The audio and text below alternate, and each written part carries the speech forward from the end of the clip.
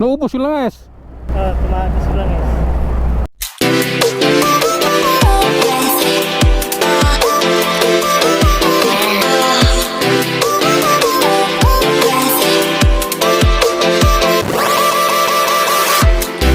Nangyari dito, patagtutulak itong aga-aga.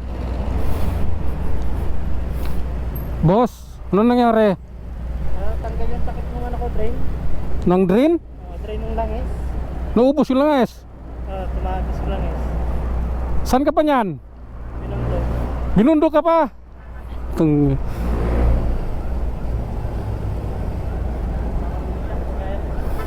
Di mo napansin? Ano na lang ako eh, sumayaw. Ay, sumayaw. Ano ko tabi mo, tinignan ko kung ano.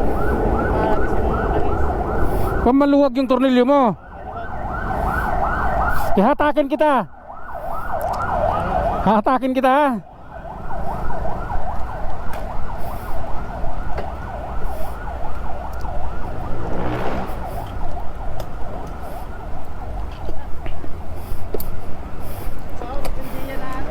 Ha? Ang Ako na nagatan. malayo-layo patali dyan. Tila sa taas. Ano yan? Sasabit pag dyan. May hinatak ako nung nakaraan, sumabit eh.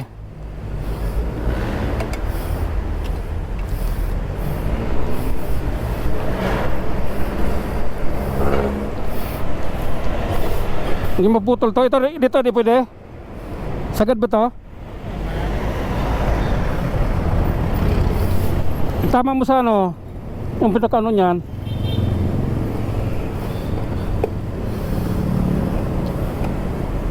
Kinain.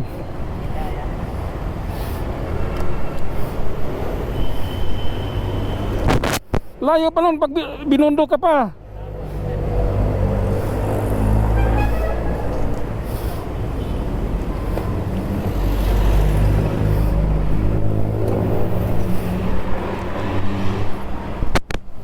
Dandahan tayo ha.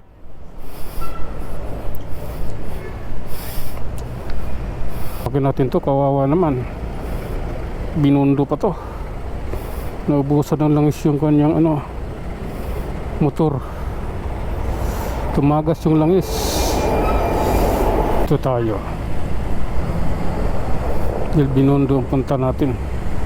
Hirap dito, pakat. Ito, pababa na tayo.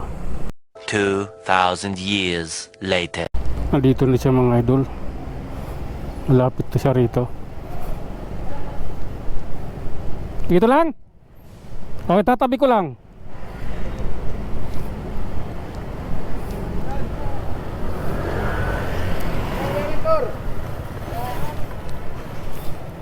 Tumagas daw yung gas niya. Tumagas daw yung gas niyan. Ay langis. Bundia pa daw eh. Ganyan yung motor niya eh. Nadaanan ko. Sabi ko hatakin na kita.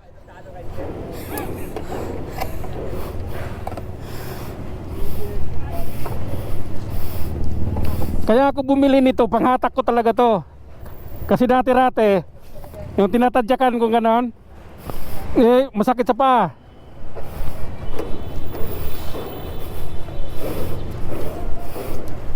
Oh. Okay. Okay ka na? Solve ka na? Hindi ako naniningil ha. Libre. Basta motor pag nakita ko, hinahatak ko talaga.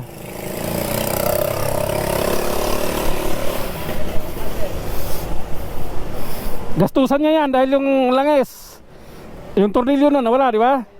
Oo. Ang problema niyan, yung gumiwang yan kanina, baka nagkaroon ng problema yung makina niyan.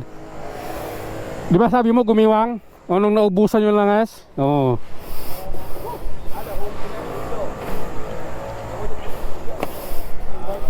Paano kung nagtulak ka mula ron hanggang dito?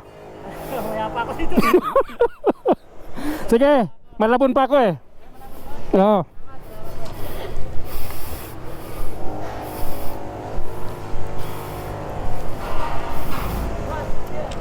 Sige.